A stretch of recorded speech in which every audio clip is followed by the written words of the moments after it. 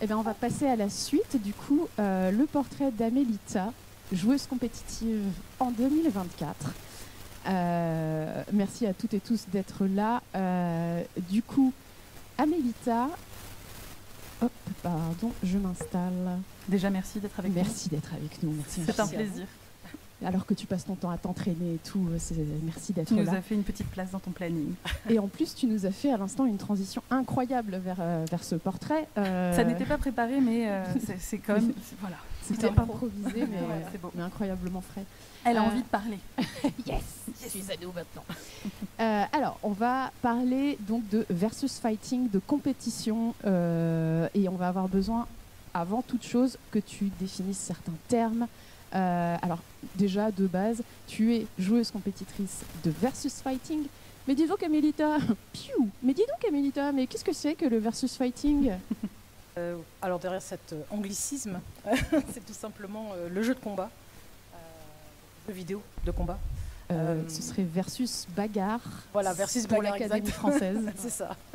Contre bagarre, quoi. Versus. Voilà, c'est ça. Donc voilà, une licence qu'on connaît quand même pas mal en France. Mais ça, j'en parlerai plus tard. Et donc du coup, moi, je suis sur la licence Street Fighter qui a plus de 30 ans maintenant. Moi, je voulais déjà te demander qu'est-ce qui t'a amené d'abord au jeu vidéo et puis plus précisément, qu'est-ce qui t'a amené vers le versus fighting? Oui, alors du coup, le jeu vidéo, je l'ai, comme on a vu, dans la table ronde précédente, je commençais à jouer jeune, jeune pour l'époque. Je devais avoir 8 ans, 8 ans. Et du coup, moi, j'ai commencé par un jeu de plateforme très classique, premier Mario. La base. Et comment je suis arrivée au jeu de combat? Parce qu'en fait, j'ai 2 grands frères, et notamment un de mes frères avec qui je suis très proche. Et du coup, en général, à Noël, on demandait une console. Et du coup, quand on a eu la Super Nintendo, on a eu le bundle avec Street Fighter 2. Donc le packaging avec le jeu. Et en fait, à chaque fois qu'on a eu une console, qu'on demandait une console, on faisait toujours en sorte d'avoir au moins un jeu sur lequel on pouvait jouer à 2. Et en général, c'était un jeu de combat. Il y avait quand même de la communication. C'est bien parce que c'est stratégie. Voilà, parce que c'est quand même pas quelque chose qu'on entend souvent, les souvenirs de j'avais des frères et en fait c'était que eux qui jouaient et moi jamais. Donc à ajouter à la table ronde précédente, ça a appris la stratégie d'équipe direct dès 8 ans. Je me suis beaucoup reconnue dans ce qui a été dit dans la table ronde précédente, avec aussi le timing. D'ailleurs, j'en profite pour vous donner tout de suite une anecdote. Mon père, en fait, pour nous limiter dans le temps de jeu, il nous avait fait un truc MacGyver, quoi. C'était un truc qui coupait le courant. Au bout de temps et temps avec une minuterie. Waouh. Ouais, sauf qu'à l'époque, il n'y avait pas de sauvegarde. Oh non. Donc non, là c'est non. Alors ça se fait pas. J'en ai versé des larmes moi sur Mario, voilà. Mais pas parce que le jeu était difficile, parce que quand tu es près de la fin et que ça se coupe. Voilà. Mais va dehors, on va prendre l'air. Oui, par contre c'est que ça apprend la frustration, c'est ça, la résilience, écouter et appréhender sa colère. Voilà. Non, mais ça partait d'un bon sentiment, mais c'était douloureux. Voilà. Il y avait quand même des limites qui étaient fixées. Vous n'étiez pas livré à vous-même à jouer. C'est ça. Ok. Alors il y a eu des limites qui étaient fixées, néanmoins il y a eu plusieurs licences sur lesquelles tu t'es bien éclatée, que tu nous as avoué, adoré en off. Oui. Tu veux nous en parler un petit peu de... Du coup, déjà dès la première Nintendo, forcément j'ai commencé avec Mario, et ensuite j'ai eu forcément la cartouche dorée Zelda 2. Donc ça a été vraiment un de mes premiers coups de cœur jeux vidéo. Zelda, ça a été vraiment un jeu que j'ai vraiment beaucoup aimé, que j'aime toujours d'ailleurs. Et je me revois, j'ai beaucoup de souvenirs d'enfance associés à Zelda. Après, du coup, tout ce qui était jeu d'aventure aussi, je pense que ça m'a beaucoup intéressé, les jeux, on va dire, avec une histoire où on s'attache vraiment au personnage. Donc voilà, les Final Fantasy, ça a été un grand coup de cœur aussi. Pareil, avec le premier qui est vraiment arrivé en France, Final Fantasy 7. Déjà techniquement c'était incroyable, on avait une boîte, il y avait 4 CD, tu te dis ouah, j'en ai pour 3 ans. Oui, alors comparé effectivement à des jeux qu'on pouvait avoir avant, où au final il n'y avait pas pléthore de choix, là tu arrives avec directement 4 CD. C'est ça, c'était juste incroyable. Jamais j'arrête de jouer. C'est ça, tu te dis ouah, j'en ai pour...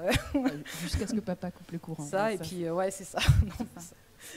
Ça va, la PlayStation, il avait arrêté. mais ouais, enfin du coup, voilà, vraiment axé personnage. Pareil, je pense que même si c'est un qui est pas très aimé, mais j'ai beaucoup aimé moi Final Fantasy XIII. Déjà, j'étais plus âgée, mais c'est surtout j'ai vu l'aspect humain. Et c'était vraiment le premier Final Fantasy où on avait vraiment des relations. C'était pas des personnages qui se connaissaient comme ça juste dans l'aventure. On avait deux sœurs, on avait un père et son fils, en plus racisés. Je crois que c'était un des premiers. Ce genre de personnage dans Final Fantasy, ça n'existait pas avant. Il a fallu attendre le 13. On avait un couple fiancé. Voilà, il y avait vraiment. Je les ai vraiment vus très humains. Même au niveau graphique, on voyait. Je me rappelle la barbe de Snow. Moi, j'étais là, waouh, waouh. Tu vois, la barbe, elle bouge et tout. Tu vois, c'était ouf. Donc voilà, je pense que je me suis aussi intéressée à ça au niveau histoire, scénario. Après aussi, un des grands jeux j'ai vraiment adoré, Mass Effect, ça a été vraiment un truc. Toute la trilogie, j'étais vraiment. Là, on arrive aux années 2000. Ouais. C'est ça, ouais. En plus, quand je suis arrivée du coup, sur Xbox 360 à l'époque, il y a vraiment eu un twist dans ma façon de jouer. Je m'intéressais beaucoup plus à des jeux différents. Pareil, même à des FPS. On ne jouait pas à des FPS, mais les FPS où il y a une histoire en fait. J'étais vraiment très axée histoire. Ouais. Même au collège, la mythologie, les trucs comme ça, c'était vraiment les cours d'histoire. J'étais en kiff, quoi. Il y a une table ronde tout à l'heure sur l'histoire des jeux vidéo. Non, mais tout est lié. Tout est lié. Incroyable. Voilà. Donc en parallèle, tu continuais quand même le versus. Ouais, c'était vraiment déjà avec déjà mon frère en premier, et puis aussi les copains. On a joué à différents. Un fil rouge, quoi. Ouais, c'est ça. Ça a été un fil rouge, et puis il y avait aussi l'anecdote avec Street Fighter en fait, parce que du coup, moi, je joue le personnage de Ken. Donc qui est personnage qui est on va dire le rival mais en toute amitié avec Ryu. Et là où Ryu est très, du coup c'est le personnage vraiment qui incarne le Japon, très sérieux, très droit, etc.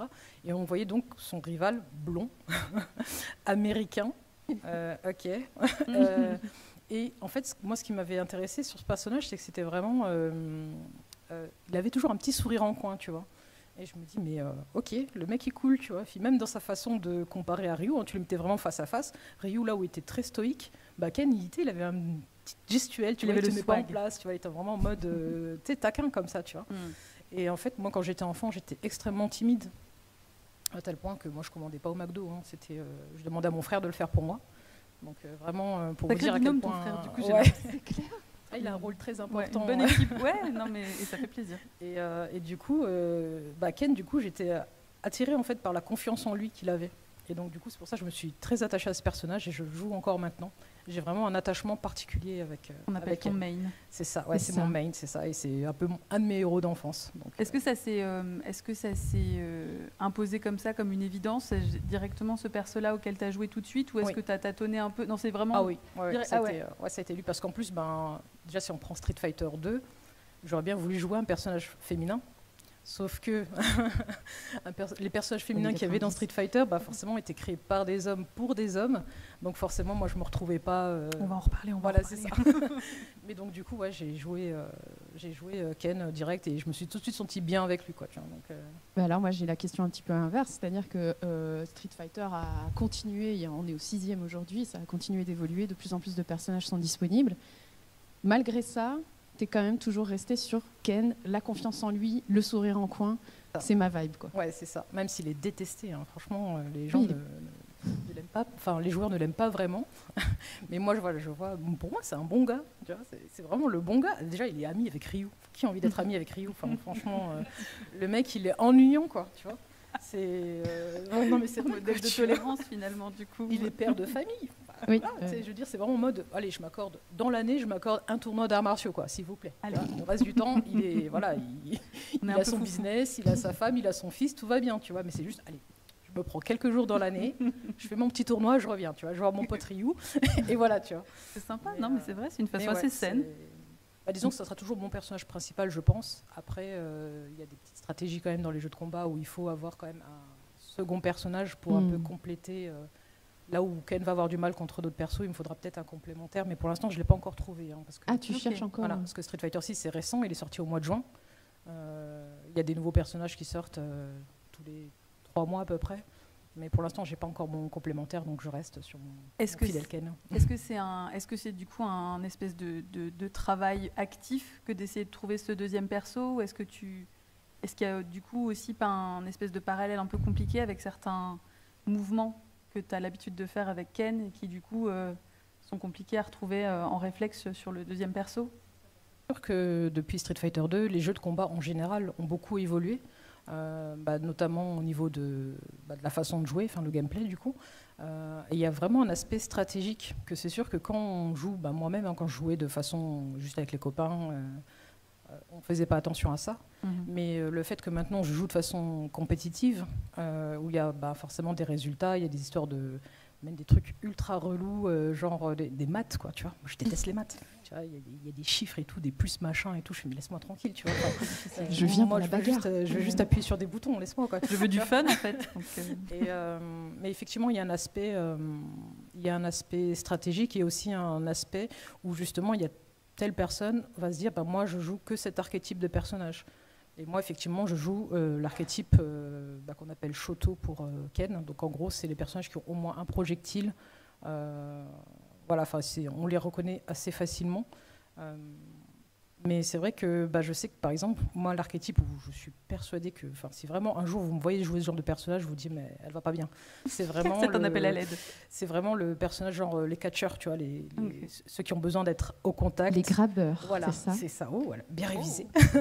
Prenez des notes. Je connais un mot. Voilà, c'était grabbeur, merci. Voilà, nous, on les appelle vulgairement les choppers. Hein. Vous en faites ce que vous voulez de cette information. Mais voilà, le jour où je jouerai un personnage chopper. Vraiment, je vais pas bien. Ouais. Qu'est-ce qui te plaît pas dans ce mode de jeu, du coup? Ça peut être intéressant de savoir aussi en fait, pour les gens qui connaissent pas. Au niveau manipulation, il faut que tu fasses des cercles entiers et tout. Enfin, vraiment, c'est pas du tout les mêmes manipulations. Enfin, c'est assez... je sais pas. Même au niveau des designs de personnages, moi, j'aime pas, personnellement. Parce que c'est vrai que Street Fighter est quand même connu pour demander une certaine dextérité et demander vraiment des combinaisons de touches qui sont assez... Des combos. Des combos, tout à fait. Assez chiante à faire, hein, je te le dis à toi. Je la regarde pas en face en disant ça, mais c'est ultra chiant à faire. Et ça a longtemps été assez difficile quand même à prendre en main. De mon point de vue de pas joueuse compétitive, pas si facile que ça. Moi, je suis de l'école, on appuie sur tout en même temps et on... Désolée. Je voulais te demander, dans le versus fighting, donc dans les jeux de combat, il y a une vraie importance de la communauté. Tu nous as beaucoup parlé de ton frère. Est-ce qu'au fil du temps, tu as construit une communauté, tu as commencé à jouer contre d'autres personnes C'est ça, c'est vrai qu'au début, effectivement, on n'avait que le cercle familial et amis. En gros, tu étais le boss de ton quartier, tu étais content. Mais c'est vrai que après, c'est récent encore. Moi, j'ai commencé la compétition en 2019. Donc assez tardivement par rapport à mon âge, mais du coup c'est vrai qu'à partir de là il y a vraiment cet aspect social qui s'est développé chez moi en fait, parce que vu que j'étais quelqu'un quand même de très réservé et du coup je me retrouve à des tournois où il y a plein de monde, etc., je connais personne, je fais ok, c'est cool. En fait, le jeu de combat, c'est vrai que déjà en France on a une communauté de jeux de combat installée depuis longtemps. Notamment en région parisienne, on a même des joueurs qui sont reconnus au niveau international, donc c'est pas rien. Donc déjà, mais je pense qu'après le Japon, on doit être le pays où on a le plus de pratiquants de jeux de combat. À ce point-là, c'est quand même assez important, et en plus on a des résultats, quoi. Donc ça c'est cool. Et voilà, c'était une chose en amenant une autre. Après, c'est aussi en fait, ils ont développé cette communauté déjà avant même que j'arrive. C'était vraiment très, on va dire, très familial. Tu vois, c'était vraiment les gens amenaient leurs écrans, leurs consoles, etc. Ils se réunissaient et tout le monde jouait avec tout le monde. Et tu voyais quelqu'un de nouveau qui arrive, c'est pareil, tu lui montrais comment jouer, etc. Donc je pense qu'il y a vraiment cet aspect communautaire déjà de base dans les jeux de combat en France, en tout cas. Tu t'es senti accueilli, quoi. Ouais, c'est ça. Et du coup, voilà. Puis même quand tu reviens plusieurs fois, on te croise plusieurs fois dans des tournois, tu dis tiens, je t'ai vu tel ou tel événement. Donc du coup, tu vas forcément vers le visage que tu connais, t'échanges. Et c'est ça aussi que j'ai appris en fait dans l'e-sport, donc dans la compétition. C'est vraiment à force du coup, de rencontrer les mêmes personnes. Et puis aussi, il n'y a pas que le tournoi, il y a aussi tout ce qu'il y a autour. Parce que, tu stresses, tu as ton résultat, il est tel qu'il est. Mais autour de ça, tu as tout l'aspect communautaire où vraiment, on joue avec tout le monde. On apprend à connaître les personnes aussi à travers ça. Donc après, j'ai pareil découvert les serveurs, les Discord, ce qui était les nouveaux forums, on va dire. Et ça, du coup, ça fait que maintenant, effectivement, en 5 ans, ça va faire 5 ans maintenant cette année, j'ai connu quand même pas mal de monde. En France et à l'étranger. Donc c'est quand même assez fou, quoi. Je pense que c'est important de le dire parce que c'est pas forcément l'image qu'on a de cette communauté-là. C'est ça. Hélas, encore une fois, on en revient un peu à l'image que les jeux vidéo ont auprès du grand public, mais on parle souvent des communautés toxiques, etc. Ça fait beaucoup de bien d'entendre quelqu'un qui nous dit non, je me suis sentie accueillie, ça s'est bien passé. Et surtout, d'un point de vue personnel, je me suis énormément épanouie, quoi. Donc c'est bon, maintenant je peux commander au McDo. tu peux assister à des conférences, on peut faire ton interview sans que ce... Non, mais c'est quand même un grand pas, parce que c'est pas évident. C'est ça. Ouais, je me dis qu'il y a quelques années encore, j'aurais été incapable de parler en public comme ça. Donc ouais, ça vraiment... Et c'est pour ça que j'insiste aussi beaucoup sur l'aspect social, en fait, du jeu vidéo en général. Donc moi, j'ai envie de dire, j'en suis l'exemple vivant, quoi.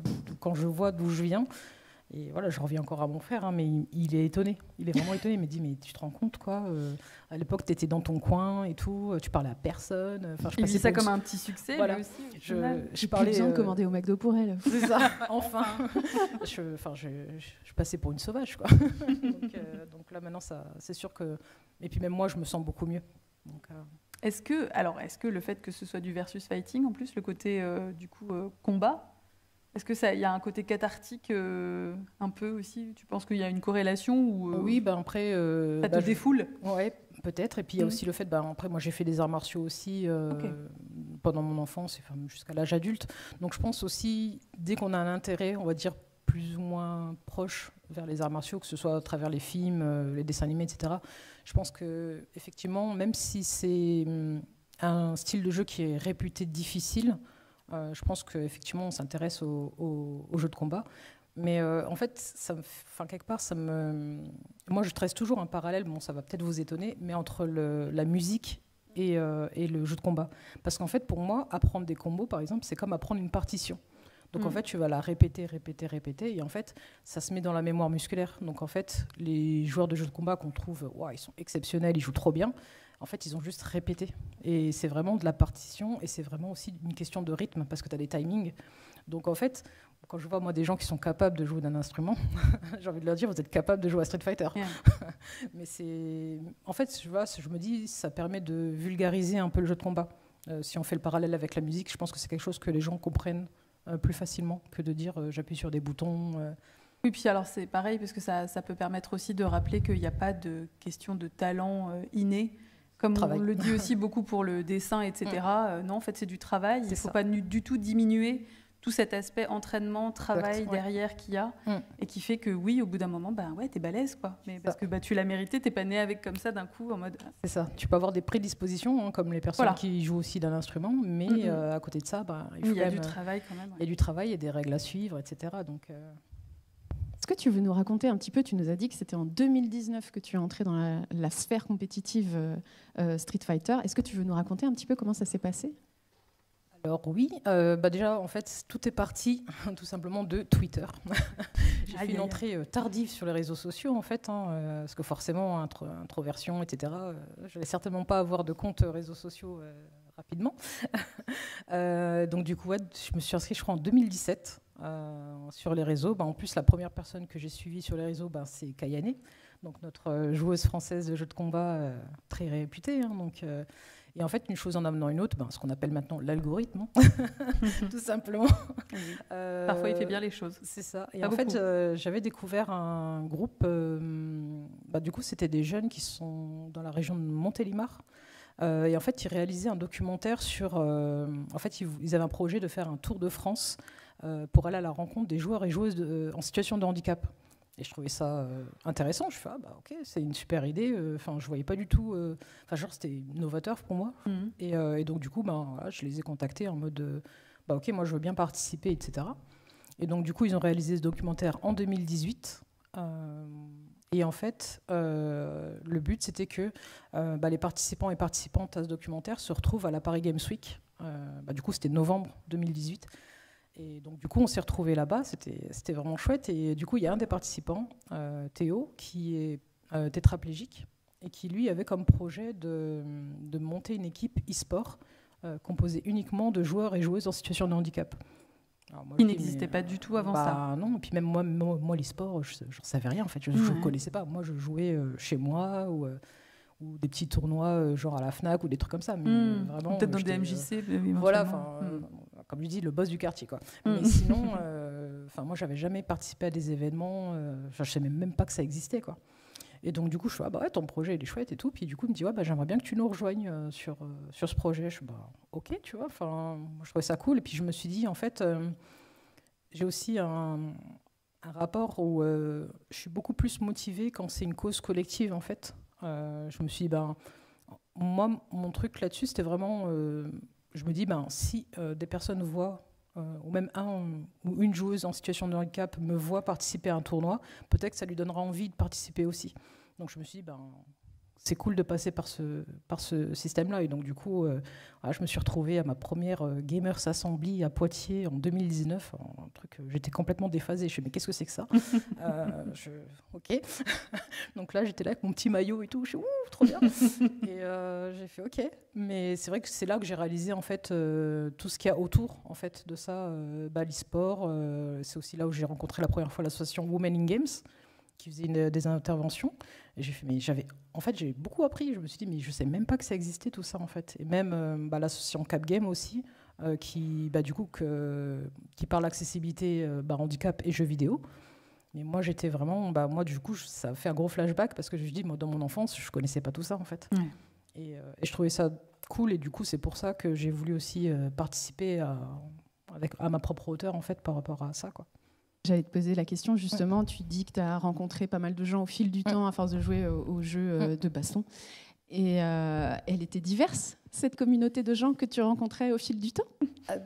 Point d'interrogation. Je pose la question. Déjà, non, mais je pose la question. Déjà, ce premier tournoi, forcément, ça a été... je me suis sentie un peu seule, quoi. Non, mais c'est vrai que déjà, de un, il n'y avait pas beaucoup de femmes présentes dans les tournois.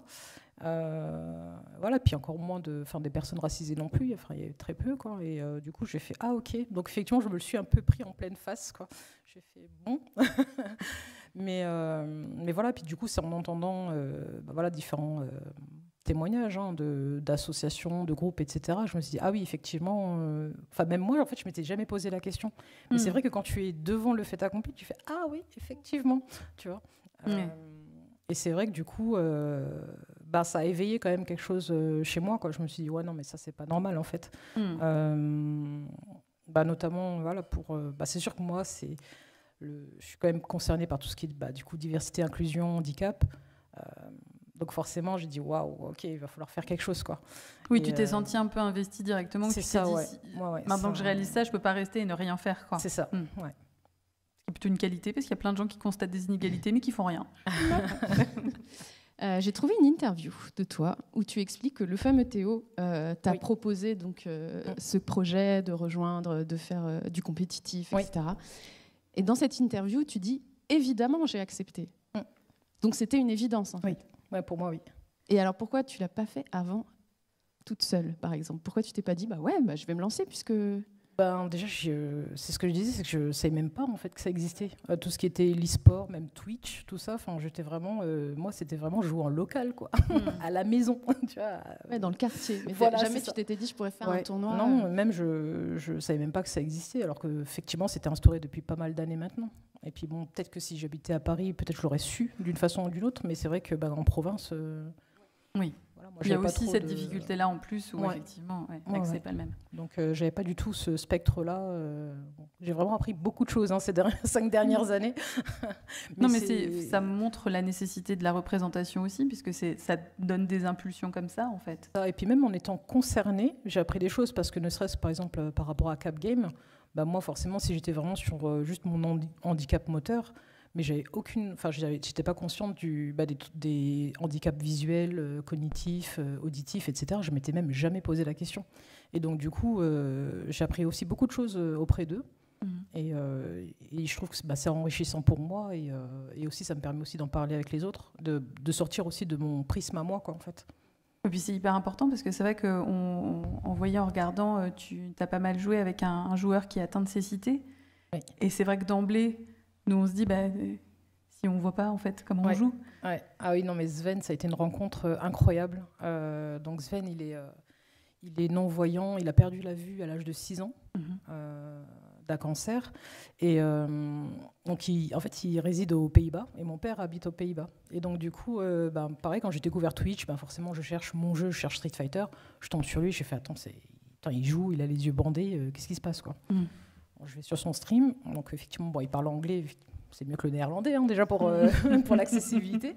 Et donc, du coup, une chose en amenant une autre. En plus, il joue le même personnage que moi. Enfin, il jouait Ken sur Street Fighter V. Et je dis, ok, voilà, je commence un peu à discuter avec lui et tout. Puis, une chose en amenant une autre, on commence à se lier d'amitié.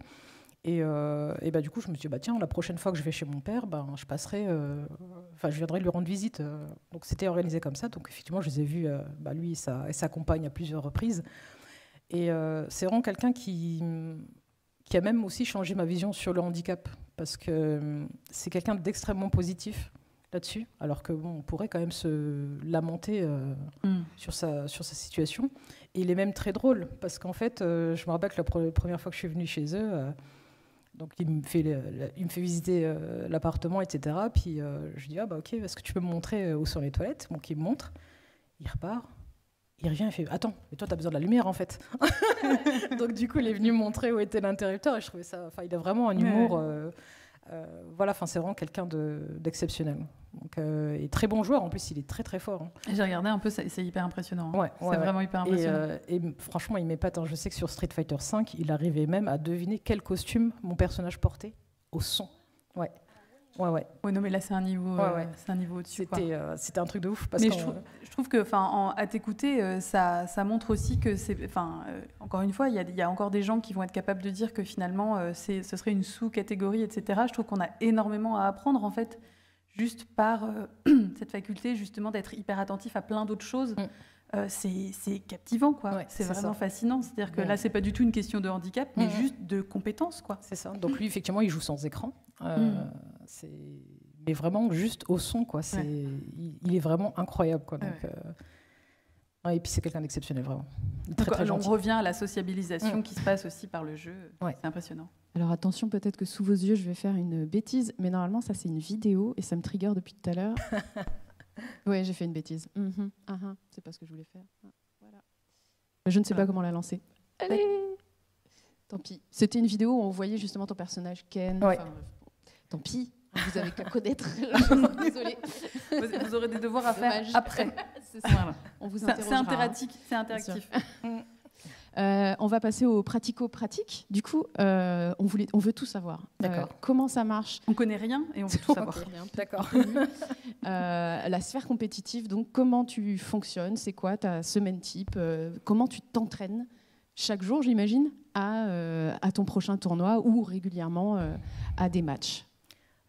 Alors du coup, ça prend plusieurs formes, parce que déjà, il faut savoir que s'entraîner, ça ne veut pas forcément dire jouer. En fait, on peut déjà aussi regarder des matchs, etc.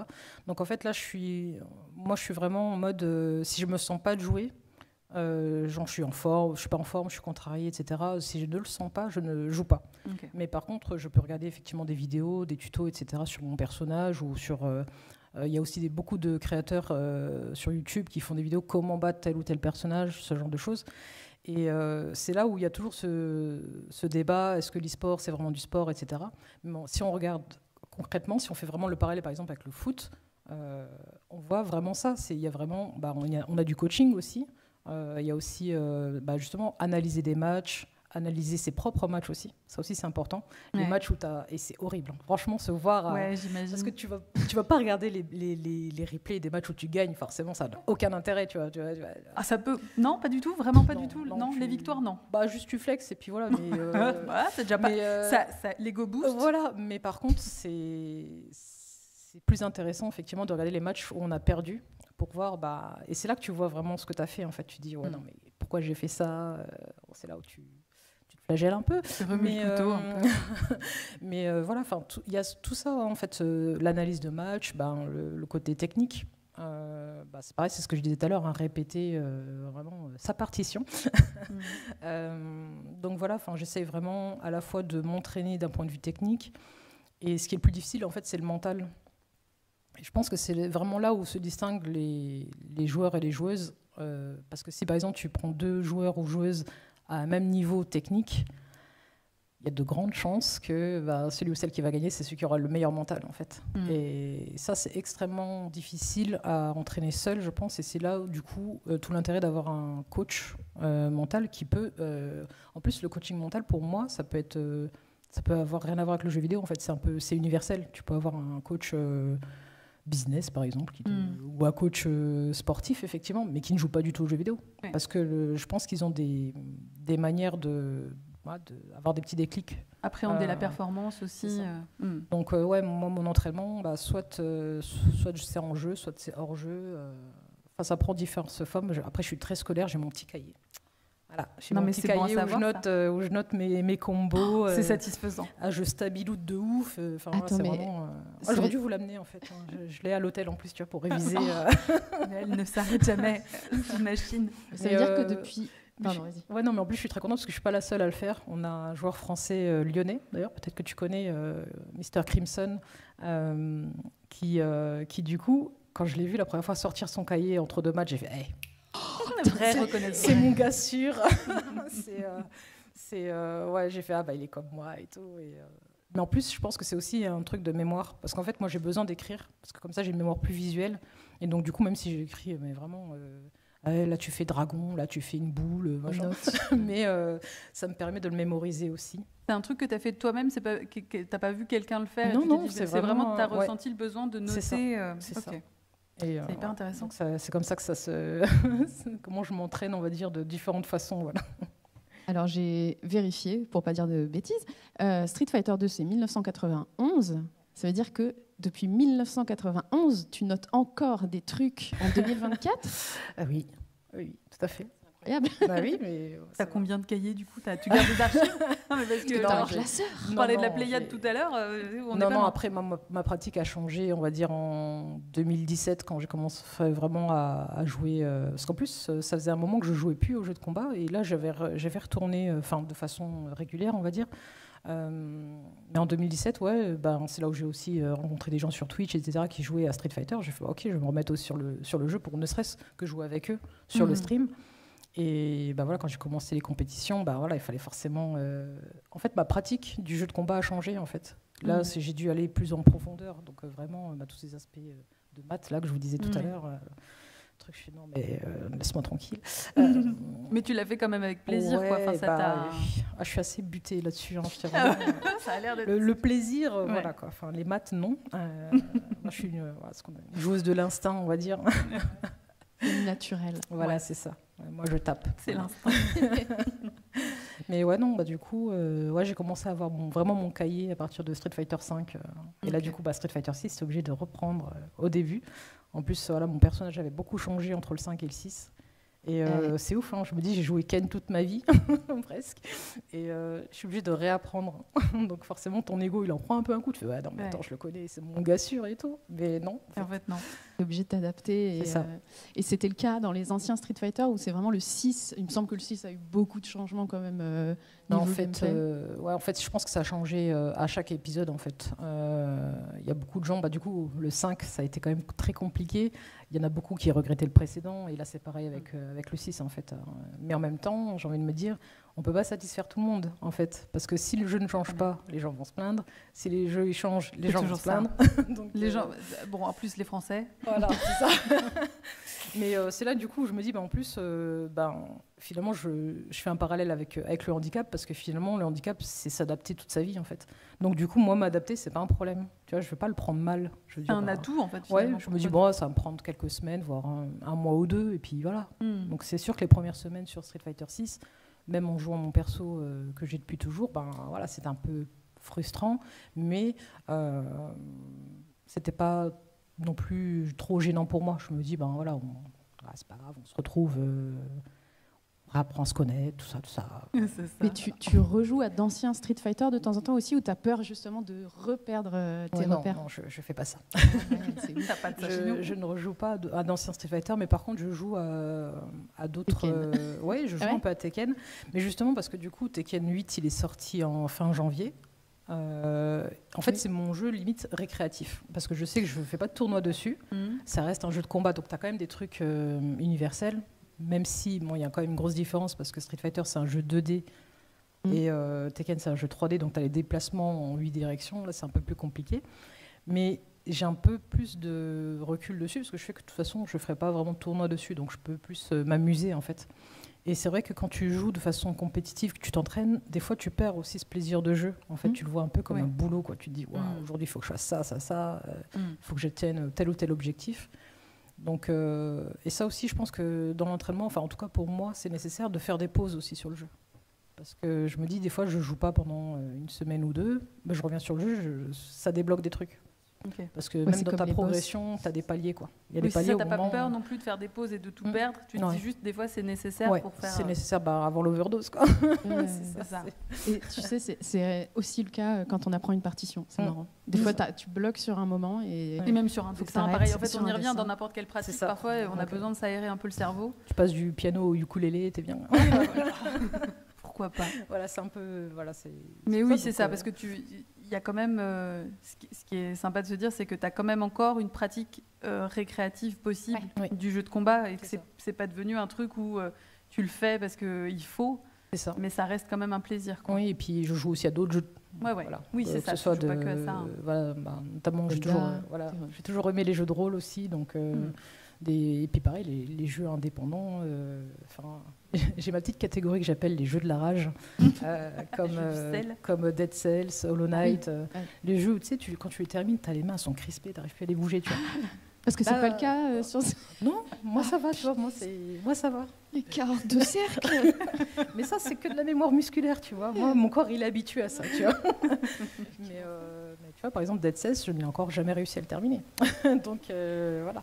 Un challenge constant. Voilà, mais c'est bien. Je me dis qu'en plus, avec tout ça, je me dis, je suis quand même persévérante sur ce genre de jeu. Moi, ça ne me dérange pas de mourir 30-50 fois, tu vois. Pareil, Hades, j'ai réussi à le finir. Moi, ça ne me dérangeait pas. Je savais que, de toute façon, tu sais que dans ce genre de jeu, il faut être prêt à mourir. Oui, c'est ça. Après, il y a des jeux aussi qui le font de façon fun, ou en tout cas, c'est moins punitif de mourir. Mais j'aime beaucoup ce genre de jeu. Et en plus, voilà, on a une scène de jeux vidéo indépendants en France qui est extrêmement intéressante. Et là aussi, du coup, j'ai appris beaucoup de choses en m'intéressant de plus près aux jeux vidéo, en fait. Parce que, notamment, même si je fais des jeux de combat, j'ai pu aller, par exemple, au Stunfest, où c'est un des tournois jeux vidéo. Enfin, on m'a vraiment dit, il faut absolument que tu y ailles. Donc forcément, la première fois que j'y suis allée, je trouvais ça trop cool. Et effectivement, il y avait toute cette partie jeux indépendants. Et du coup, c'est pareil, j'ai aussi rencontré des gens dans ce domaine-là. Et du coup, forcément, après, moi, je suis quelqu'un de très curieuse. Mais du coup, je fais, ok, j'ai pris le truc. Puis en plus, quand tu dis c'est français, tu bombes un peu le torse, tu vois, t'es comme ça, c'est cool. Et puis c'est de soutenir une scène aussi, c'est ça qui est plaisant. Puis j'ai appris qu'il y avait des studios dans ma ville, quoi. Donc j'ai fait, alors là, du coup, c'est bon, t'as les jeux de chez toi, t'es là, attends. C'était Poulain. Je t'ai parlé de... Donc non, c'est très, très, très cool. Et voilà, je me dis que même si j'ai joué aux jeux vidéo depuis l'enfance, j'en apprends encore. Et moi, ça me fait extrêmement plaisir de me dire que je peux encore être surprise et à m'intéresser à plein de trucs, même à des jeux que ça se trouve, je n'aurais pas entendu parler ou je n'aurais pas rencontré les personnes qui les font. J'aurais peut-être pas joué, quoi. Et je serais passée à côté de plein de choses. Et c'est aussi pour ça que je stream, parce qu'en fait, je stream sur plein de jeux différents. Et des fois, tu streames pas uniquement du jeu de combat. Non. Et du coup, il y a des gens, des fois, qui pop, ça se trouve, ils vont venir une seule fois sur mon stream, mais ils sont en mode, tiens, tu joues à ce jeu-là, tu devrais essayer aussi celui-ci. Alors du coup, je vais aller voir ça, et puis et c'est pour ça que j'aime beaucoup dire aux gens qu'en fait, moi, ma chaîne Twitch, en fait, c'est vraiment une question de partage. Donc moi, je partage avec vous des jeux des fois un peu obscurs que personne ne connaît, mais c'est pas grave. Et aussi, du coup, me partage les jeux auxquels ils jouent que peut-être moi, je ne connais pas. Et ça, je le fais sur plein de trucs, que ce soit sur la lecture, la musique, etc. Et je me dis, j'ai toujours ça en tête. Je me dis, ben tiens, si j'avais pas eu ce contact avec cette personne, je n'aurais jamais connu tel ou tel groupe ou tel livre. C'est une masse de rencontres et c'est ça. Je suis vraiment sur l'échange en fait. Et, voilà, ça mène à des découvertes assez incroyables. Et en fait, pour moi, c'est ça qui est vraiment enrichissant dans tout l'aspect stream, jeux vidéo, tournois, etc. C'est vraiment l'échange avec les gens en fait. Donc, tu streams, tu t'entraînes, tu joues aux jeux vidéo dans ton reste du temps. Comment on fait tout ça parce que, en fait, ce n'est pas ton métier, pas encore, d'être joueuse compétitive, mais c'est peut-être comme dans Olive et Tom, peut-être que dans le gradin, au fond, il y a un recruteur, une recruteuse. On y croit. C'est ça. L'année prochaine, on fait un point, mais tu reviens et puis on s'en expliquera. Tu sais combien de temps ça te prend déjà de t'entraîner dans ce que tu comptes comme de l'entraînement C'est vrai que je quantifie pas, parce que je pense que limite t'as pas un cahier pour ça. Non, ça rentre pas dans le cahier. Non, en plus je déteste tout ce qui est chronométré. Ça me fait la gestion du temps. Du coup, qui chronométrait les veilles, non mais je comprends. Tu veux nous parler de ton père un peu plus, Amélie? Ouais, c'est peut-être ça en fait, c'est un trauma, tu vois, c'est trauma de l'enfance. On a débloqué un truc ensemble. Ça me fait plaisir qu'on avance comme ça ensemble. Tu veux dire de financer la thérapie, mais mais c'est vrai que j'ai beaucoup de mal. Parce que je pense que limite ça me ferait peur de savoir combien de temps je passe. Après, j'essaie quand même d'être raisonnable, comme je vous disais, de m'écouter. Si par exemple je sais que je suis fatiguée, ben je ne joue pas ou je fais autre chose. Tu te forces pas, quoi. Tu fais pas violence. Voilà, que ce soit activité physique ou quoi. Je sais que des fois il faut vraiment faire des pauses pour son point de vue physique et aussi mental, quoi. Parce que sinon je sais que si je me force à jouer ou si je me force à streamer, ça va donner rien de bon. Donc je préfère ne pas le faire. Comme ça, je dis tant pis. Et c'est quelque chose qui te brancherait quand même s'il y avait un Théo à nouveau qui apparaissait et qui te disait je t'embauche. Justement, la personne dans les gradins qui va venir contacter tout à l'heure. Elle est avec nous dans la pièce. Bien sûr, je pense que c'est quand tu commences à faire des tournois. En fait, moi je me suis vraiment prise au jeu, littéralement. J'aime beaucoup. En plus, maintenant, je me déplace à travers ça aussi. C'est pour ça aussi que je suis ici. Moi, Angoulême, j'étais jamais venue, quoi. Donc ça m'a amené à des endroits en France et à l'étranger. C'est vraiment cool, quoi, de pouvoir faire ce genre de choses, en plus sur quelque chose que j'aime. Donc forcément, j'en parle avec plaisir. Et effectivement, oui, je pense que c'est le rêve de tout joueur ou joueuse d'être accompagné là-dessus. Et, donc oui, effectivement. C'est une ambition que tu as d'essayer d'accroître encore un petit peu plus ça. C'est ça, ouais. Parce que ce que tu nous disais quand on préparait tout ça aussi, c'est que pour le moment, en revanche, à l'heure actuelle, aucun joueur ou joueuse de Versus Fighting ne vit totalement de ça. C'est ça, ouais, totalement. En plus, voilà, le jeu de combat, c'est niche, niche de chez niche. Donc, mais ouais, c'est ce que je vous avais aussi teasé, c'est que du coup, il y a Riot Games qui sort son jeu de combat probablement l'année prochaine. Et je pense que ça va être vraiment un gros tournant dans le circuit de jeux de combat, parce que voilà, Riot, c'est pas n'importe qui. C'est quand même un gros nom, c'est une référence. Ouais. Voilà, ceux qui sont derrière League of Legends et qui, eux, en plus, ont une pratique qui est intéressante parce qu'ils organisent tout eux-mêmes, en fait. Donc, ils développent leur jeu, etc. Et ensuite, tout ce qui est circuit professionnel, suivi du jeu et tout, c'est autogéré, quoi. Enfin, c'est vraiment, ils le font eux-mêmes. Et on sait les moyens qu'ils ont, qui sont beaucoup plus élevés que d'autres éditeurs de jeux vidéo de combat, d'autant plus. Donc déjà, quand ils ont annoncé qu'ils allaient faire un jeu de combat, je trouvais ça, c'était un move intéressant pour moi. Je me dis, ok, je les voyais pas du tout sur ce créneau-là, mais quelque part, je trouve ça intéressant, forcément d'un point de vue, on va dire plus ou moins économique, mais aussi de se dire que ça va être aussi une passerelle, parce qu'en fait, entre les joueurs, par exemple de League of Legends, oui, et du jeu de combat, parce qu'en fait, on est vraiment, moi je fais vraiment la distinction entre le jeu en équipe et le jeu individuel, donc un contre un sur du jeu de combat. Parce que moi, je sais pertinemment, quand j'ai commencé à faire des tournois, je me suis dit, moi, je suis pas faite pour le jeu en équipe, en fait. Parce que ça demande beaucoup de coordination, beaucoup de, ne serait-ce que de disponibilité. Par exemple, tu joues à 5, mais se mettre d'accord à 5, au secours. Enfin, même nous, à 3, des fois, on a du mal, alors à 5... Ça s'apprend, mais oui, c'est un challenge. Il faut que tu gères les humeurs de tout le monde et tout. Non, moi, j'ai pas... j'ai ni la force, ni l'énergie. Ni l'envie. Après, on peut aussi. Je dis non. En fait, en jeu de combat, on a des fois des tournois en team 3 contre toi, tu vois. Mais les matchs se font quand même 1 contre 1, tu vois. Donc, l'interaction, elle n'est pas aussi prenante que de faire des parties où tu es obligé d'être à 5. Mais quelle horreur. Enfin, moi, je ne peux pas, tu vois. Enfin, je sais pas, je trouve ça. Si vous aimez le jeu en équipe, on ne vous juge pas. Voilà, c'est ça. On est dans un espace d'échange. Mais je suis vraiment, moi, c'est vraiment une question de tempérament. Je me dis, il y a des gens qui sont faits pour ça. Moi, je ne le suis pas. Moi, j'ai orthographe, tu vois, donc ça me va. Tu vois, ou j'ai mon cahier. Mais ouais, donc du coup, je me suis dit, ouais. Donc pour moi, ça a été une évidence en fait le jeu de combat en compétition, parce que voilà, c'est du 1 contre 1. Le jeu de combat, j'y joue depuis longtemps, mais je pense pas que j'aurais fait un jeu en équipe. Et donc du coup là, le fait que Riot se positionne sur le jeu de combat, je trouvais ça super intéressant et j'ai vraiment hâte de voir aussi niveau social en fait qu'est-ce qui va se passer, parce que du coup on va rencontrer une toute autre communauté, parce que forcément même si du coup les joueurs et joueuses de League of Legends ils sont pas tous à s'intéresser au jeu de combat, ils vont avoir envie d'essayer. Et donc du coup, et ça se trouve ça va leur plaire, enfin il va y avoir des échanges quand même entre deux communautés qui sont très installées depuis de nombreuses années. Moi, je pense que ça va être vraiment un tournant, et je pense qu'il va falloir. De toute façon, c'est sûr que ça va être très couvert médiatiquement et tout, mais moi, je trouve ça très intéressant. Préparez-vous pour la bagarre, évidemment. Ah oui. C'est vrai ce que tu dis, que peut-être pour vulgariser un petit peu, il y a la scène compétitive du jeu vidéo au global, et à l'intérieur de cette scène, il y a les jeux de combat, donc ce que tu pratiques toi, et il y a les jeux plutôt équipe, qu'on appelle aussi MOBA, je ne sais pas si ça va être OK, MOBA, donc League of Legends, etc. Et c'est pas des communautés très poreuses, quoi. C'est assez, j'ai l'impression, chacun dans son coin.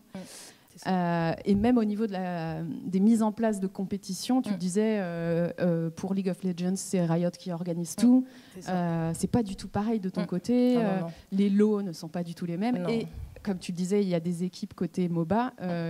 Il y a des gens qui sont pros, justement, c'est leur vie, c'est leur revenu principal. Ouais, parce que du coup, les moyens mis en place, les moyens financiers et les moyens aussi logistiques sont pas du tout les mêmes d'un jeu à l'autre, et encore moins d'un style de jeu à l'autre, quoi. Mais du coup, ça va peut-être du coup changer l'année prochaine, hein. Donc il va falloir. Je pense que Riot, ils vont pas être en mode on va prendre 2 pimpins par là, et donc non, ça va être vraiment. Je pense que ça soit fait un peu mieux. Ouais. C'est ça. Donc ça va être vraiment très très intéressant, je pense, hein. Donc ça va vraiment changer.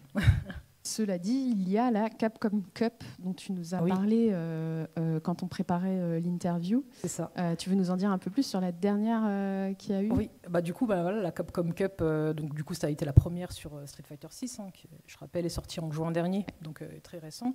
Et je pense que quelque part, donc du coup, l'éditeur japonais Capcom s'est dit Riot a annoncé son jeu. En plus, ils font bien, attendre en mode non, mais on ne dit pas de date de sortie, on ne dit rien du tout. Ils teasent juste avec des petites images en mode n'oubliez pas qu'on est là, quoi, tu vois. Mais du coup, forcément, Capcom est un peu en mode non, mais si on veut garder nos joueurs, il faut qu'on mette plus de moyens dans le jeu. Et donc, du coup, cette première Capcom Cup, ça a été la première fois qu'il y ait autant d'argent à gagner. Parce que du coup, là, cette fois-ci, ça a été $1 million, quoi. Donc la personne qui a gagné pour la Capcom. Une seule personne, un pactole. Ah oui, là, il n'y a pas de... Donc là, comment on joue au jeu de... Alors les demi-cercles, c'est ça. Donc t'imagines des gens qui jouent à Street Fighter depuis genre 30 ans, tu vois, qui se disent, à l'époque, tu gagnais, je sais pas, une figurine, ou, tu vois, et là, tu passes à $1 million, quoi. Yeah. Tu fais, ok. Donc là, forcément, Capcom, il se dit, ok, on va avoir Riot dans la tronche dans pas longtemps, il va falloir que... Voilà. Il faut qu'on Donc puisse, on voit déjà les effets, en fait, au final. Et avant même que le jeu soit sorti. Hein. Donc imagine l'année prochaine... Même le fait que Street Fighter 6 soit beaucoup plus inclusif, essaye de vraiment être grand public. C'est ça. Ça a sûrement été... Ah non, mais là, Capcom est en susu, là. Ils ont dit, ok, il y a Riot, là. Donc ouais, non, c'est intéressant de voir... parce que nous, en tant que joueurs... on s'intéresse principalement au jeu, mais du coup, quand tu regardes du coup, ne serait-ce que la communication des éditeurs, tu dis ok, et ils sont, il y a quand même des choses qui bougent et tout, et même les moyens investis aussi dans les événements, donc dans les tournois, tu vois que c'est pas les mêmes. Maintenant, c'est hyper, il y a des gros moyens qui sont mis en place, hein, donc je pense que ça va être vraiment très intéressant, je pense. Tu nous as dit tout à l'heure que tu avais donc commencé le versus fighting compétitif grâce à ce fameux Théo qui t'a proposé d'intégrer une équipe de personnes en situation de handicap.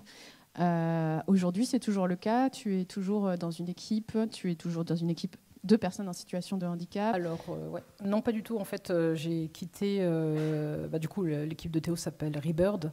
Non, j'avais quitté cette structure parce qu'en fait, j'avais été, on va dire, repérée, entre guillemets, par une structure de chez moi, locale, du coup, qui s'appelle Helios Gaming. Et donc, du coup, forcément, tu passes, on va dire, d'une structure, on va dire, assez amateur, vu que c'était de l'associatif, etc., à une structure qui s'annonçait professionnelle. Donc, du coup, où tu signes ton premier contrat, etc. C'était une professionnalisation, ouais. Voilà. Ça. Et je pense que voilà, c'était.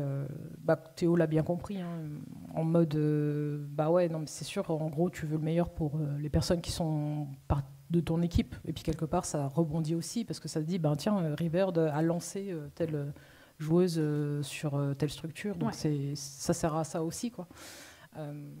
Mais après, du coup, Covid. En fait, j'ai été recrutée par Helios Gaming quasiment en période de Covid, quoi. Donc tous les tournois online et tout. En plus, pour le jeu de combat, c'est pas possible. Ouais. Oui, avec les lags, etc. Ouais, c'est vrai que ça pose des problèmes. Non, c'est vraiment pas adapté. Donc du coup, ouais, c'est pareil. Bon, ça n'a pas trop fonctionné. Donc j'ai pris la décision de ne pas renouveler avec Helios Gaming. Et du coup, là, maintenant, je suis en mode... je suis mercenaire, tu vois. Je suis Ronin. Voilà, je suis là avec une Ronin. Mon sable dans le dos et tout, tu vois. C'est un appel, c'est un appel du pied. Il y a les rouleaux de paille derrière moi, tu sais. Mais non, après, je pense que c'est pas tout, en fait, de signer ou quoi avec une structure. Il faut que... en fait, c'est un contrat, tout simplement. C'est entre 2 parties. Donc, il faut qu'il y ait un avantage quelconque, que ce soit financier ou autre, pour les 2 parties. Moi, en l'occurrence, ce que j'attends, par exemple, d'une structure, c'est justement avoir notamment le coaching mental dont j'ai besoin. Oui. Parce que tout ça, ça se monnaie aussi, hein, parce qu'il faut bien que les gens soient rémunérés pour leur travail. Bien sûr. Et c'est pas un truc que moi, personnellement, je peux me payer. Donc, forcément, moi, si on me demande quels sont mes besoins en tant que joueuse, en premier, je vais te dire, voilà, il me faut du coaching pour gérer la compétition. Parce qu'à terme, c'est ça qui fait que tu vas gagner aussi ou pas. Donc, l'entraînement technique, je pense que sur le jeu de combat, il y a suffisamment de gens qui partagent, que ce soit en jouant avec toi ou sur YouTube, etc. Et il y a beaucoup, en plus, même les gens qui relaient les informations, etc. Donc, d'un point de vue technique, je pense que c'est moins important d'avoir quelqu'un qui te suit que sur le mental.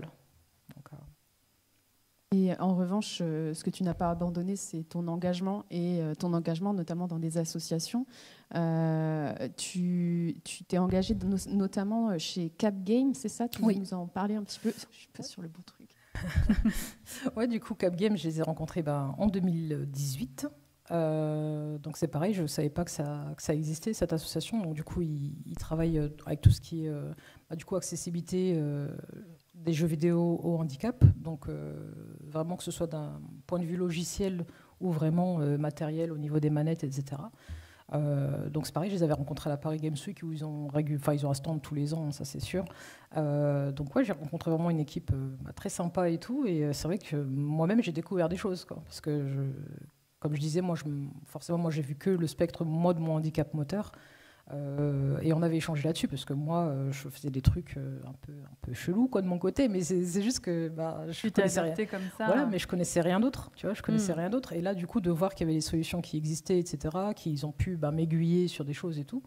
Et vu qu'on s'est tout de suite très bien entendu, voilà, c'est pareil, on se retrouvait régulièrement à des événements, etc.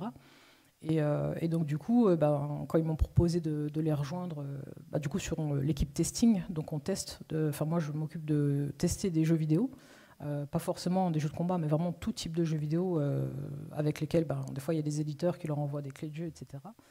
Et là, ça fait quelques mois maintenant, on a un peu, parce qu'en fait à la base, il n'y avait qu'une seule personne qui s'occupait des tests, c'est Stéphane, qui lui du coup rédigeait sur un blog. Des tests de jeux vidéo, et ça se présente vraiment comme les tests qu'on trouve sur Internet avec des notes sur 10, etc. Mais au lieu d'avoir graphisme, durée de vie, etc., tu as handicap moteur, handicap visuel, auditif, cognitif, etc. Et là, tu as vraiment une fiche, ça se présente vraiment comme une fiche de test. Voilà, c'est ça. C'est hyper bien, ça. Et ouais, c'est vraiment le concept, je trouve ça extrêmement cool, quoi. Et donc, du coup, je me dis, ok, si je peux participer à ça, moi, de mon point de vue moteur, c'est des notes vraiment utiles pour le coup, pas des notes. Enfin, ça peut être subjectif, mais malgré tout, il y a quand même. C'est ça, parce que lui, en fait, il teste avec, il travaille dans un foyer avec des personnes qui ont différents types de handicap. Donc du coup, il leur fait tester le jeu, du coup, il fait sa prise de notes, etc. Lui aussi, il teste de son côté aussi, donc lui, soit pas en situation de handicap, mais il relève des trucs, vu qu'il a cette sensibilité, justement, d'avoir été en contact avec ces personnes depuis longtemps maintenant. Et nous, on arrive en complément aussi, et on a un peu dynamisé le truc il y a quelques mois, parce qu'on a... je l'ai un peu harponné là, Stéphane. On s'entend très bien, il n'y a pas de souci. Là, aucun Stéphane n'a été maltraité à l'issue de cette conversation. Il n'a pas osé me dire non. En gros, ce qu'on fait maintenant, c'est qu'on fait les tests en live sur Twitch. Donc ça nous permet déjà de... Donc on est à plusieurs, en général on est en binôme, du coup en vocal, et du coup on teste en live sur Twitch, donc ça nous permet aussi d'échanger en direct avec les gens. Il y a une chaîne de Cap Game, il y a une chaîne Cap Game France du coup. Bien, et prenez des notes. Voilà. Et du coup on a les gens qui réagissent sur le chat, etc. Des personnes concernées ou pas, hein, d'ailleurs, pour moi le handicap concerne tout le monde. Ouais. Donc voilà. Et du coup ça permet qu'après ils récupèrent le live, il met les sous-titres aussi pour la vidéo YouTube, et en plus de ça il fait toujours son article, donc on se dit il y a au moins 3 supports différents sur lesquels parce qu'il y a des gens effectivement qui sont plus vidéo, d'autres qui sont plus écrits, etc. Bon, l'écrit ça sert notamment à faire un retour aux développeurs de jeux, donc ça aussi c'est très cool de pouvoir avoir des partenariats avec des développeurs. Ça c'est vraiment pour moi quasiment le rêve en fait, de pouvoir aussi interagir avec eux, leur dire parce que forcément ils ne se rendent pas forcément compte tout de suite, et la prochaine étape, moi j'aimerais bien, c'est que ce soit fait en amont, qu'on fasse partie d'un groupe de test quand le jeu n'est pas encore sorti, de pouvoir leur faire des retours, que des devs puissent faire appel à vous en fait, ça. Avant c'est ça, consultant Q&A, ce genre de choses. Parce que du coup je vois qu'il y a de plus en plus du coup de studios qui s'intéressent à ça. On le voit même, beaucoup. Pareil, même dans les étudiants aussi en jeux vidéo. J'ai eu pas mal d'étudiants qui m'ont demandé d'échanger avec eux sur des choses comme ça, et ça je trouve ça très bien, parce que du coup d'un point de vue logiciel on voit qu'il y a beaucoup d'efforts qui ont été mis en place ces dernières années, et moi je trouve ça trop bien, parce que moi je me dis que j'ai été en galère pendant tellement de temps, et je vois que maintenant ça se fait, les gens sont beaucoup plus avenants à ce sujet et tout. Maintenant le plus dur ça va être le côté matériel, où là vraiment ça avance pas très vite. Parce que ça a un coût, hein. C'est vrai que du coup on se dit d'adapter certaines manettes, d'adapter des sticks, etc. Et du coup vraiment, en plus le coût pour moi c'est aussi un critère d'accessibilité, parce que forcément si le truc il est hors de prix, c'est sur 10 personnes il y a peut-être une personne qui va pouvoir se le payer, quoi. Donc voilà, après j'ai eu quelques retours. Du coup on a le beau-père de Théo, qui est David Comparieux, qui lui fait on va dire indépendamment, parce qu'il est il est solo, travaille là-dessus, qui fait de l'adaptation de manettes, et apparemment il m'a dit qu'il y a certaines personnes qui ont pu avoir une participation, par exemple la MDPH pour la maison départementale des personnes handicapées, pour avoir une participation financière du coup, parce que il y a des... Quand je dis vraiment que le handicap touche tout le monde, c'est vrai, parce que du coup, moi c'est de naissance certes, mais il y a les accidents de la vie, il y a le vieillissement aussi. Donc je me dis vraiment, on est tous et toutes concernés. Ça arrive, Et il y a un autre souci aussi, c'est qu'il me semble que quand tu adaptes ton matériel, tu ne peux plus participer à certaines compétitions, parce que c'est considéré comme de la triche. Pour ça a peut-être évolué, justement, c'était plutôt ça que je voulais te poser comme question. En fait, moi, pour l'instant, j'ai jamais eu le cas. Après, je pense que ça dépend aussi des organisateurs de tournois, parce qu'en fait, le règlement, il est fait par la personne qui organise tel ou tel tournoi. Donc ça se trouve, tu vas avoir une restriction sur tel jeu, mais pas sur l'autre. Mais après...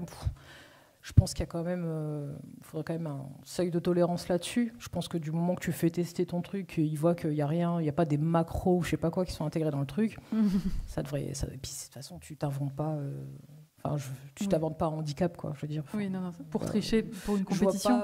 Je vois pas trop l'intérêt, tu vois. Donc non, je pense que. Mais par contre, là où je me dis qu'au niveau justement des organisateurs de tournois, il y a aussi un dialogue qui devrait être fait aussi, pour justement essayer de mettre un accompagnement sur place, parce que par exemple je pense à Sven qui est donc voyant, Déjà pour se déplacer, forcément il a besoin d'être accompagné. Oui, c'est ça implique de ne pas être seul. Et pareil au niveau, par exemple au niveau des postes, tu vas pas lui demander de changer de place à chaque fois.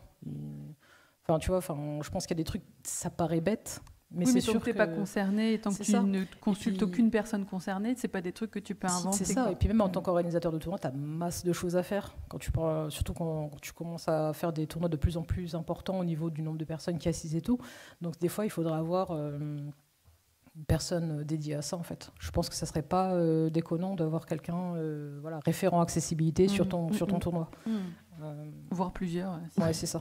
Mais au moins une, quoi. Oui, c'est ça. Voilà, déjà, commençons. Voilà. Mais pour moi, il y a quand même pas mal de choses à faire encore là-dessus, quoi. Ouais, il y a quand même encore du boulot sur la compète. C'est ça. Et ben justement, aujourd'hui, toi, tu es intervenante diversité, inclusion, handicap. Oui. Est-ce que tu peux nous expliquer un peu ce que c'est ? Justement, c'est des fois, je suis invitée à des événements pour participer à des tables rondes sur le sujet. Après voilà, ça s'est fait plus ou moins naturellement parce que du coup on fait une première intervention, du coup il y a des personnes qui l'ont vu, qui sont aussi intéressées sur le sujet. Moi ce que j'aime bien du coup là-dedans, c'est que des fois on a des publics qui connaissent rien en jeux vidéo et je trouve ça tout aussi intéressant de parler avec des gens du grand public finalement. Pareil, on peut aborder comme à la table ronde précédente, l'aspect famille, etc. Où il y a aussi des personnes qui ont des personnes dans leur entourage, soit neurodivergents, soit aussi en situation de handicap, etc. Donc moi, je peux du coup partir de mon expérience en tant que j'étais enfant aussi, joueuse, etc. Donc je peux leur donner un spectre qui est un peu, leur donner une autre perspective que celle qu'ils voient de façon, je pense, de façon assez négative. Et moi, je peux peut-être les aider à le voir d'une autre façon et de leur dire qu'il n'y a pas que du mal là-dedans, quoi. Donc j'assiste vraiment énormément sur le côté développement personnel. Moi, ça a littéralement changé ma vie. Hein. Je vous le dis, c'est vraiment, c'est vrai, quoi. Je peux littéralement le dire, quoi. Oui, c'est pas un abus de langage, c'est ça. Vraiment. Et tu interviens auprès de quelles structures ? C'est les entreprises, c'est les entreprises de jeux, c'est les médiathèques ? C'est un peu tout en fait. Hein. C'est des communes aussi, pareil, qui organisent souvent les festivals de jeux vidéo. Et il y a du coup, dans le thème, il y a ce genre de choses. Donc, vraiment, ça peut être tout type d'événements. Et moi, j'ai aucun souci là-dessus, que ce soit jeux vidéo ou pas. Moi, si je suis dispo et que je peux le faire, je le fais avec plaisir. Parce que je me dis que si ça touche ne serait-ce que 4-5 personnes qui vont en parler autour d'eux et qui, du coup, vont en parler. C'est ça. Et même là, j'avais été à un festival à Colomiers, donc c'est près de Toulouse. Apparemment, c'est quelqu'un qui m'a recommandé. Je ne sais toujours pas qui c'est. Hein, mais j'aurais voulu la remercier. Mais il y a des gens, c'est la personne c'est ça. Mais c'est intéressant. Franchement, c'est vraiment intéressant. Et alors, tout à l'heure, tu nous as dit que quand tu as commencé la compète, la diversité, c'était pas incroyable. Est-ce qu'aujourd'hui, ça change un petit peu ? Ça commence encore. C'est pareil, c'est comme tout, et un peu timide au début. Là où c'est vraiment, on s'est commencé à vraiment s'intéresser au fait, déjà pourquoi il y a si peu de filles et de femmes en compétition, alors que justement, j'en suis bien la preuve vivante qu'il n'y a pas une question de physique pour jouer aux jeux vidéo. Parce que si même avec un handicap je peux jouer, je vois pas ce qu'être une femme peut t'empêcher de jouer. Et du coup, j'avais fait un petit sondage auprès de moi, auprès de femmes, du coup, de savoir qu'est-ce qui les empêchait de jouer. J'ai envie de dire, c'est déjà de base notre syndrome de l'imposteur qui est d'autant plus ancré chez nous. Parce que du coup, on se dit oui, mais j'ai pas le niveau. C'est ce qui ressort le plus, c'est j'ai pas le niveau. Ouais, mais le niveau, c'est quoi en fait, tu vois, déjà, tu peux pas quantifier ce genre de choses. Et donc du coup, là, moi, je l'entends parfaitement, hein, parce que quelque part, je me dis, moi, quand j'ai fait ma première compétition, j'ai eu la chance, j'étais déjà avec Théo, avec Rebird. Donc finalement, moi, mon premier tournoi, je ne l'ai pas fait seul. Donc j'ai pas déjà, je me rends bien compte en plus de la chance que j'avais eue. Mais je me mets à la place du coup d'une femme qui se dit, je vais à un tournoi, mais je connais personne. Oui, qu'il n'y a pas d'accompagnement. Voilà. Et donc du coup, je dis, ok, il va falloir qu'on travaille là-dessus. Donc d'avoir eu tous ces retours par écrit, ça me permet de me dire, ok, il faut qu'on arrive à créer une dynamique de groupe, ne serait-ce que de se dire, ok, on se rencontre, ça se trouve, je sais pas, on prend 10 filles et 10 femmes, on se rencontre, et ça se trouve, il suffira qu'une dise moi je vais à tel événement, que l'autre dit ok, vu qu'il y a un tel, une telle, je vais y aller aussi. Et, la nécessité des Discord aussi. C'est ça, c'est ça. Et il y a vraiment, c'est vraiment un vaste sujet, parce que je me dis même, parce qu'en fait dans la famille déjà, il faut encourager, par exemple, tu as un garçon et une fille, s'ils veulent faire la même chose, par exemple, que ce soit du jeu vidéo ou autre, pour moi, il n'y a pas de raison de ne pas encourager sa fille autant que son garçon. Voilà. Quand on le voit simplement comme ça, on se dit oui, c'est ton sens, mais en fait, il y a le cercle familial en premier, et ensuite, il y a l'éducation. L'éducation aussi à l'école. Parce que moi, je l'ai vu, on avait fait une intervention une fois dans une bibliothèque, donc avec des enfants entre 8 et 12 ans, et justement sur Street Fighter. Et c'était une fille qui était la plus forte du groupe. Elle a vraiment tatané tout le monde, quoi. Elle était vraiment là. Et j'ai vu la fierté dans ses yeux, tu vois. Et elle s'est pas dit, j'ai gagné en tant que fille, tu vois. Et pour moi, il n'y a pas de distinction, parce qu'en fait, c'est vraiment... le sexe ne rentre pas dans le fait qu'elle ait gagné, en fait. Et donc ça, c'est vraiment, il faut sortir ça de la tête des gens, quoi. Et on y travaille. C'est ça. Et du coup, je me dis, il faut encourager, en fait, les enfants déjà, parce que moi-même, j'ai des neveux et nièces, et je me dis, moi, je veux qu'ils soient capables de faire ce qu'ils ont envie, en fait. Que ce soit considéré comme un métier d'homme ou de femme, on s'en fiche. Si, par exemple, une de mes nièces veut devenir ingénieure ou je sais pas quoi, il n'y a pas de raison qu'elle ne le puisse pas. Et pour moi, on devrait encourager de la même façon, en fait.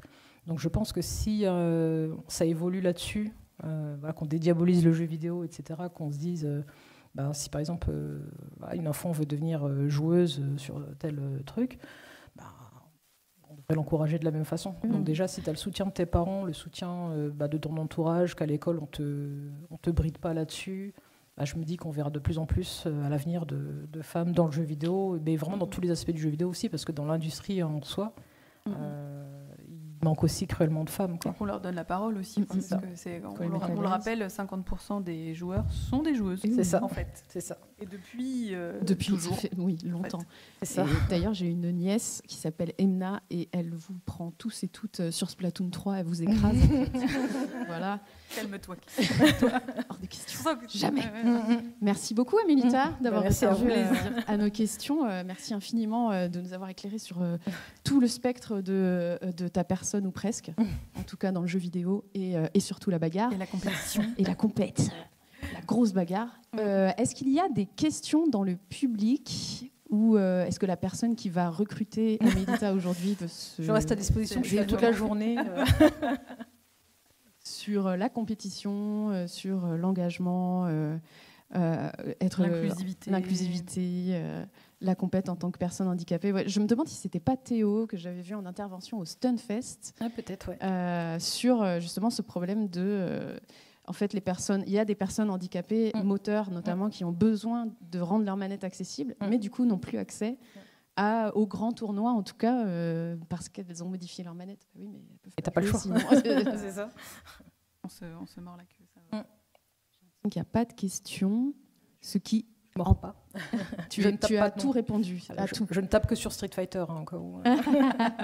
Merci beaucoup à toutes et tous d'avoir suivi cette interview. Il me semble que c'est l'heure de la pause déjeuner. C'est l'heure pour ça qu'il n'y a pas de questions. Ouais, ça, tout le monde est là. On te retrouve à 14h, Camille, il me semble. À 14h pour la table ronde sur apprendre l'histoire à travers le jeu vidéo. Et on va revenir sûrement sur pas mal de choses que vous avez dit ce matin, sur le rôle du jeu vidéo auprès des enfants, du coup, parce que c'est généralement à cet âge-là qu'on apprend. Ce sera avec William Brou, avec Thomas Rockenstrockley et avec Laetitia Vétéra. Laetitia Vétéran Marie-Catherine, désolée pour l'écorchage. Elle n'a plus de mots dans sa bouche. Elle va aller manger là tout de suite et poser ce micro.